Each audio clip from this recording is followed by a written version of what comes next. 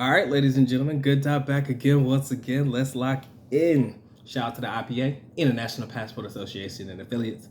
Good docs, good books, all this merch listed in the links in the description area below. Let's politic for a second. Uno momento. Okay, let's politic for a minute. Do white passport guys or passport brethren or passport bros get the same amount of hate as black passport brethren? Right? That's the question of the day. Is the hate on the same level? Is where we're at right now. Because I know we both get a little bit of hate here and there, but I've kind of noticed that when you look like me or have my complexion, it seems like people go a little bit harder.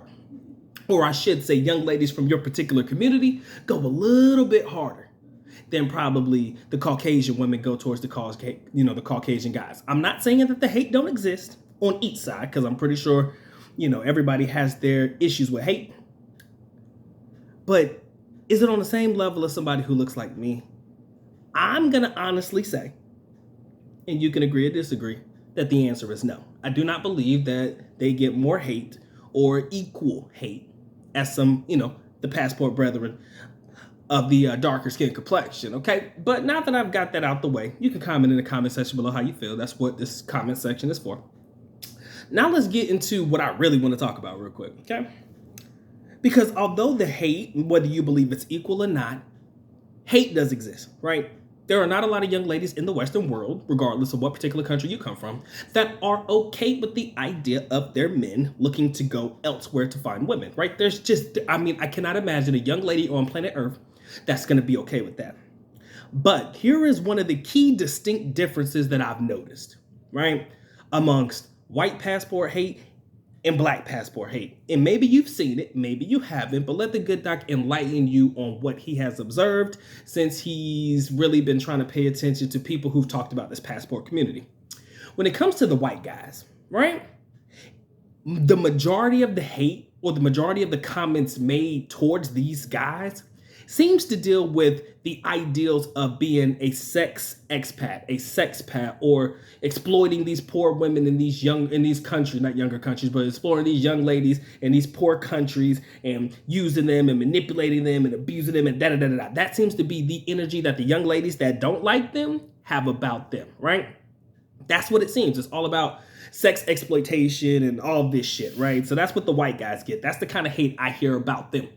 But when it comes to us, right? Here's the kicker. Here's the best part of it all. When it comes to us being black folk, the hate that we get is the reason why you got to go over here to these poor countries is because you can't afford to date women in the West. So AKA you motherfuckers is broke. BROKE. They like to hit you in the pockets. Not that you just want to go over there and experience dating different women from different cultures, da-da-da-da-da. No. Motherfucker, you just can't afford to date here, so you have to go to places where you can afford to date. That's the kind of hate that we get, and it's laughable. But now the good doc's got to transition into a little bit of a rant, because my own people be pissing me the fuck off, right? And I'm going to end the video after this, so don't worry about it. But here's the kicker. Here's what I don't like. We get that hate, right? So let's say, for example, you're in a foreign country and you feel like somebody trying to talk, like not necessarily talk down to you, but ignore you like you ain't got no money, right? So you broke. Right? We tend to have to defend that. Like, oh, motherfucker, we got it. We got it. Right? So what do? You spend money in establishments that could care less whether you have money or not. Right? So you feel the need to show people that you have it because they believe that you don't.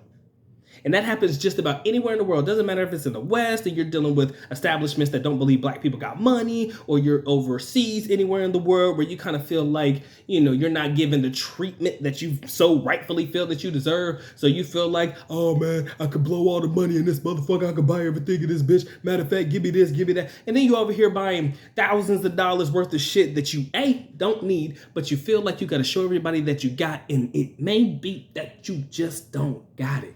Be real with yourself, people. If you ain't got it like that, you ain't got it like that. That's okay, right? I'm not trying to play you like you broke. I'm just telling you like it is. If you ain't got it, you don't have to go out there and try to show people that you do. As a matter of fact, I would recommend that you play as broke as humanly possible when you go to overseas countries. That way people ain't trying to hit your ass up for the bread, right? That way people ain't trying to run your pockets. People ain't trying to poor mouth you. Oh my God, I need this, I need that. My baby needs this, I need that. My mama's this. You don't want to have to go through that shit. And granted, it may not be as expensive to take care of like minor needs in foreign countries as it would be in the United States. You do realize that shit does add up over time, right? That stuff does add up over time. It's gonna add up over time, right? You think of $10 here, $10 there, $5 here, $20 there, 1,000 pesos here, 1,000 pesos there. That shit ain't gonna add up, my dude. Before you know it, you done spent like $1,000 and you trying to figure out where your Bootyloo budget went, or the money that you had set aside for other things. You trying to figure out where it went. It went to you being the motherfucking Robin Hood in these foreign countries trying to save these hoes. Not necessarily these hoes, let's be a little bit respectful, but trying to save these young ladies, right? You're trying to do the most. You're trying to sit there and fucking take care of everybody else around you because you're trying to show people that you got it like that. And I'm going to put it to you like this. I'm going to tell you exactly what I would do. And this is exactly what they're going to do. Imagine if I ask you for $5 and you give me 5, next time I'm asked, probably ask for 10. Next time I ask, if you give me the 10, I'm probably going to ask you for a dub, right? I ask you for 20. So imagine if you're in foreign countries and they're asking you for minute amounts of money, 100 pesos here, 50 pesos there, 500 pesos here, $10, right? You're like, man, what the fuck, man? $10 ain't shit. You know, I got it like that, so bam, I'm going to give it to them. But if they keep asking, they're going to keep asking as long as you keep giving, right? They're going to keep asking. No different than if you were here in the States, man. If you keep asking, if they keep asking and you keep giving, why would they stop asking? Legitly, why would they stop asking if they knew that there's a high percentage chance that you're going to say yes and you're going to let them run them pockets? Same rules apply overseas. So if you think it runs any differently, I'm here to tell you you're sadly fucking mistaken. And if you think that you're going to go to these foreign countries and try to flex and floss and be the black guy who got the bread like that, and you want to play that, do that shit at your own risk. That's what I will say. That is something that you do at your own risk. Because I promise you this. You're doing a whole lot more flossing and bragging and feeling like you got more money over there because your money stretches a whole lot further than it does in the United States. You don't know the type of dangers you're putting yourself in. We've heard stories recently about people being kidnapped, people getting yeeted, and people, kidnapping and barely escaping with their lives because somebody knew that you had bread somewhere, right? Somebody knew that you had bread. And if you keep doing it like that, by all means, you do you, boo-boo. Do you bad, do you. But I'm going to tell you right now, it ain't going to end well. 100% it ain't going to end well. So for me, if you want to know how the good doc plays it, and I do this shit all the time, and at the time, I was technically broke because I was just a college kid, so this wasn't an act, this was just the way that it was. Good doc ain't got it, okay? I ain't got it, big dog. I ain't got it, man. Oh, give me money, da-da-da-da-da. If you see beggars on the street, everybody trying to run your pockets. Walang pera. No money. College student, no money. Walang pera. Ain't going about your business, bitch. I ain't got it, right? That's me. Now, when you're dealing with young ladies, right? I would like to believe that you would come out of pocket, if this is somebody you fucking with for real.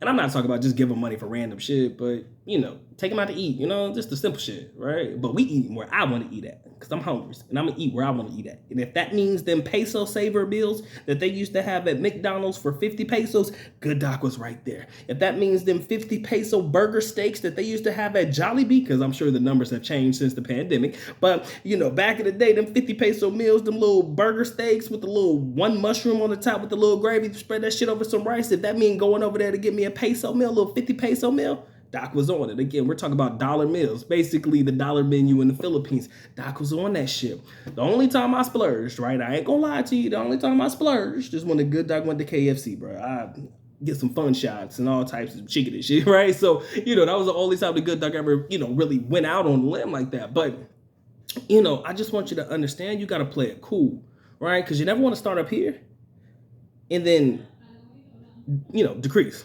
Because that's kind of what a lot of guys do. You start off balling and taking these women for some fucking god-awful reason. I don't know what is in your mind. I don't know what y'all be thinking. Taking them to the most expensive restaurant just because you want to eat it. And you're over here treating these people to places that they probably would never go in their entire lives.